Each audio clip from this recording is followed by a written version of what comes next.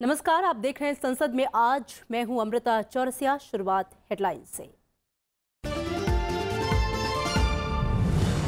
राज्यसभा में आज वित्त और विनियोग विधेयक। वित्त मंत्री अरुण जेटली करेंगे विचार और लौटाने का प्रस्ताव। लोकसभा से विधेयक पारित।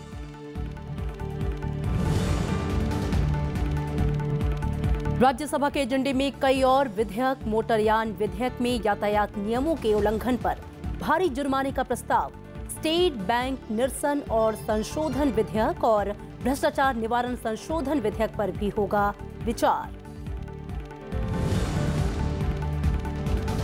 दोनों सदनों के एजेंडे में बैंकिंग क्षेत्र की कथित अनियमितताओं पर चर्चा। राज्यसभा में होगी अल्पकालिक चर्चा। लोकसभा में बिना मतदान वाले नियम 193 के तहत होगी बहस। और भगोड़े आर्थिक अपराधियों पर नकेल कसने की तैयारी। फरार आर्थिक अपराधियों की संपत्ति जब्त करने से संबंधित विधेयक पर लोकसभा में चर्चा आज। वित्त मंत्री अरुण जेटली करेंगे पारित करने का प्रस्ताव। राज्यसभा में आज कई अहम विधेयकों पर विचार होगा। राज्यसभा में वित्त मंत्री अरुण जेटली आज वित्त विधेयक 2018 को लोकसभा से पारित रूप में विचार और लौटाए जाने का प्रस्ताव करेंगे। इसके अलावा राज्यसभा में वित्त मंत्री अरुण जेटली विनियोग संख्यांक 2 विधेयक 2018 पर भी विचार और लौटाने का प्रस्ताव करेंगे। साथ ही वो विनियोग संख्यांक 3 विधेयक 2018 को भी विचार और लौटाने का प्रस्ताव करेंगे। लोकसभा से ये विधेयक पारित हो चुके हैं और राज्यसभा में इन तीनों विधेयकों पर साथ साथ चर्चा की जाएगी। संसद के दोनों सदनों की कार्यसूची में आज भी बैंकिंग क्षेत्र में कथित अनियमितताओं पर चर्चा शामिल है। राज्यसभा के एजेंडे में 7 मार्च से ये शामिल है, लेकिन गतिरोध की वजह से इस पर चर्चा शुरू नहीं हो पाई। राज्यसभा में अल्पकालिक चर्चा में हरिवंश, रूपा गांगुली और आर.के. सिन्हा समेत विभिन्न दलों के सांसद हिस्सा लेंगे। सांसद सार्वजनिक क्षेत्रों के कुछ बैंकों में कथित अनियमितताओं और उनको रोकने में बैंकिंग विनियामकों की विफलता पर अपने अपने विचार और सुझाव रखेंगे। लोकसभा में भी आज बैंकिंग क्षेत्र में कथित अनियमितताओं पर चर्चा होनी है। 6 मार्च से लोकसभा के एजेंडे में ये शामिल है, लेकिन यहां भी चर्चा शुरू नहीं हो पाई है। सदन में चर्चा की शुरुआत रिवोल्यूशनरी सोशलिस्ट पार्टी सांसद एन.के. प्रेमचंद्रन करेंगे। उनके अलावा कांग्रेस सांसद के.सी. वेणुगोपाल समेत विभिन्न दलों के सांसद चर्चा में हिस्सा लेंगे। ये चर्चा नियम 193 के तहत होगी। इस नियम के तहत चर्चा के बाद वोटिंग का प्रावधान नहीं है। सांसद चर्चा के दौरान बैंकिंग क्षेत्र की कमियों और इससे जुड़ी कथित अनियमितताओं के बारे में अपने विचार रखेंगे। साथ ही वो इन अनियमितताओं से देश की अर्थव्यवस्था पर पड़ने वाले असर का मुद्दा भी चर्चा के दौरान उठाएंगे। राज्यसभा में आज पेयजल और स्वच्छता मंत्रालय के कामकाज पर भी चर्चा होगी। चर्चा की शुरुआत अन्ना द्रमुक सांसद ए नवनीत कृष्णन करेंगे। इस दौरान सभी दलों के सांसद मंत्रालय की नीतियों और कार्यप्रणाली पर विचार सदन में रखेंगे। चर्चा के आखिर में केंद्रीय पेयजल और स्वच्छता मंत्री उमा भारती जवाब देंगी। बहस के दौरान विपक्षी सांसदों को मंत्रालय की नीतियों की आलोचना और सुझाव देने का मौका मिलता है। वहीं सत्ता पक्ष के सांसदों के लिए ये मंत्रालय के फैसलों का फायदा बताने का अवसर होता है।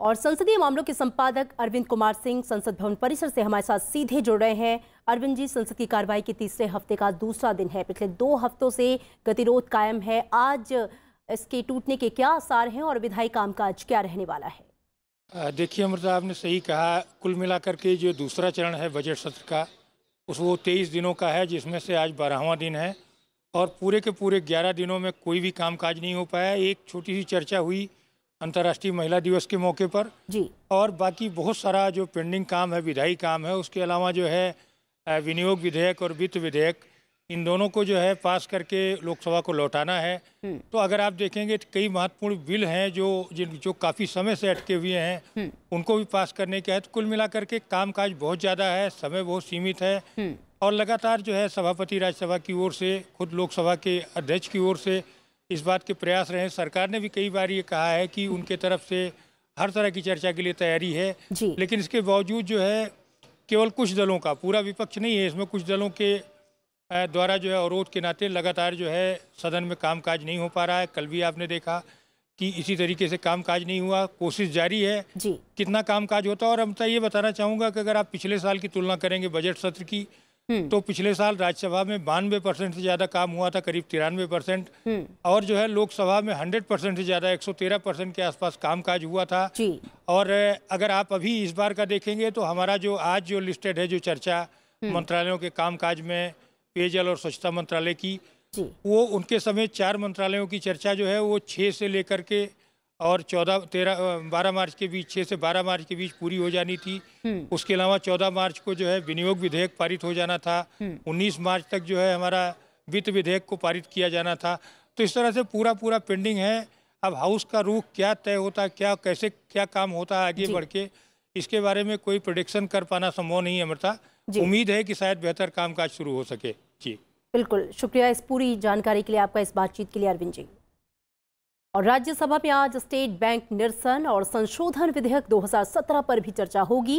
वित्त मंत्री अरुण जेटली इसे पारित कराने का भी प्रस्ताव करेंगे। इसके जरिए भारतीय स्टेट बैंक अधिनियम 1959 और स्टेट बैंक ऑफ हैदराबाद अधिनियम 1956 को निरस्त करने और भारतीय स्टेट बैंक अधिनियम 1955 का और संशोधन किया जाना है। विधेयक का मकसद इन बैंकों के विलय से संसाधनों का तर्कसंगत इस्तेमाल करना है, जिससे लागत में कमी आएगी और बैंक के मुनाफे में इजाफा होगा। इससे उपभोक्ताओं को सस्ती दरों पर ऋण उपलब्ध कराया जा सकेगा और उन्हें बेहतर सेवा मिलेगी। लोकसभा से यह विधेयक पहले ही पारित हो चुका है। राज्यसभा में आज मोटरयान संशोधन विधेयक 2017 पर भी विचार होगा। केंद्रीय सड़क परिवहन और राजमार्ग मंत्री नितिन गडकरी 1988 के कानून का और संशोधन करने वाले विधेयक को पारित करने का प्रस्ताव करेंगे। राज्यसभा की प्रवर समिति ने इस विधेयक की पड़ताल के बाद कई अहम सुझाव दिए हैं। विधेयक में यातायात नियमों के उल्लंघन पर भारी जुर्माना लगाने का प्रस्ताव है।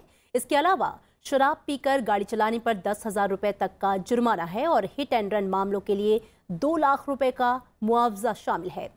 सड़क दुर्घटना में मौत होने की स्थिति में 10 लाख रुपए तक के मुआवजे का प्रावधान विधेयक में किया गया है। विधेयक लोकसभा से पारित हो चुका है। राज्यसभा के एजेंडे में आज भ्रष्टाचार निवारण संशोधन विधेयक 2013 को भी शामिल किया गया है।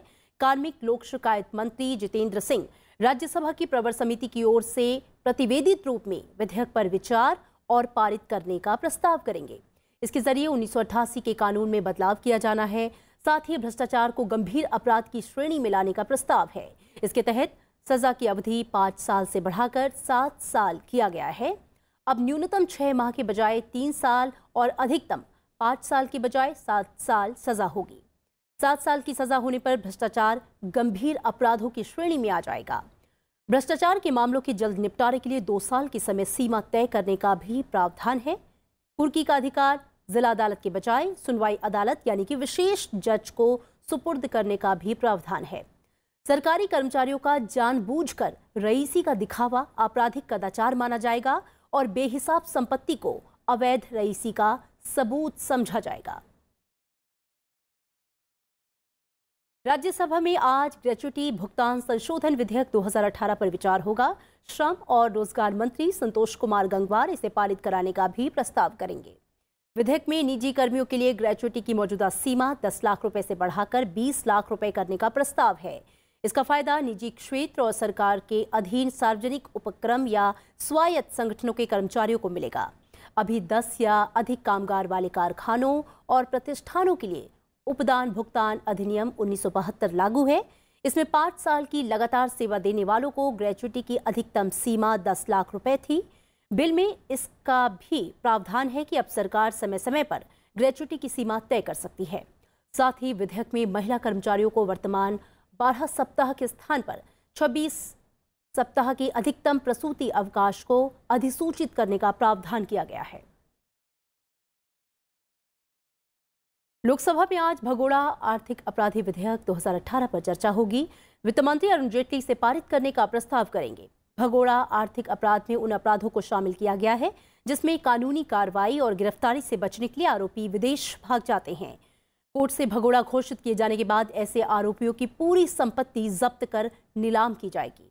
साथ ही उसकी बेनामी संपत्तियां भी जब्त कर ली जाएंगी। इसके अलावा नेशनल फाइनेंशियल रिपोर्टिंग अथॉरिटी के गठन का प्रस्ताव है। विधेयक में कई सख्त प्रावधान हैं। जब तक मामले का फैसला नहीं हो जाता, आरोपी इसे चुनौती नहीं दे सकता। इसे नए के साथ पुराने आरोपियों पर भी लागू किया जाएगा। बकाया राशि की तेज वसूली के लिए विशेष कोर्ट का गठन किया जाएगा। बिल में आर्थिक अपराधों की सूची होगी। इसके दायरे में 100 करोड़ से ऊपर के घोटाले या धोखाधड़ी के मामले आएंगे। लोकसभा में वित्त मंत्री अरुण जेटली आज चिटफंड संशोधन विधेयक 2018 पर विचार और पारित करने का भी प्रस्ताव करेंगे।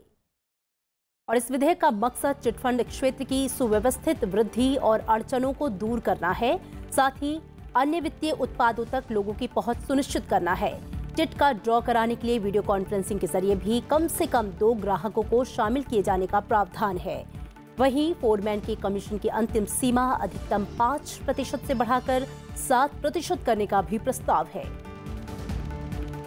वहीं मानव संसाधन विकास मंत्री प्रकाश जावड़ेकर राष्ट्रीय अध्यापक शिक्षा परिषद संशोधन विधेयक 2017 पर विचार और पारित कराने का प्रस्ताव करेंगे। और इसके अलावा लोकसभा में 3 विधेयक पेश किए जाएंगे। महिला और बाल विकास मंत्री मेनका गांधी व्यक्तियों का दुर्व्यापार निवारण, संरक्षण और पुनर्वास विधेयक 2018 पेश करेंगे। वित्त मंत्री अरुण जेटली अविनियमित निष्पक्ष स्कीम पाबंदी विधेयक 2018 सदन में पेश करेंगे।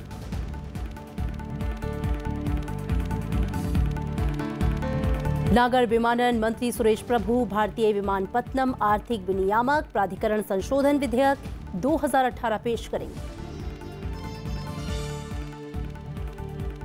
यहां रुकेंगे एक ब्रेक के लिए। ब्रेक के बाद देखिए टुडे इन पार्लियामेंट।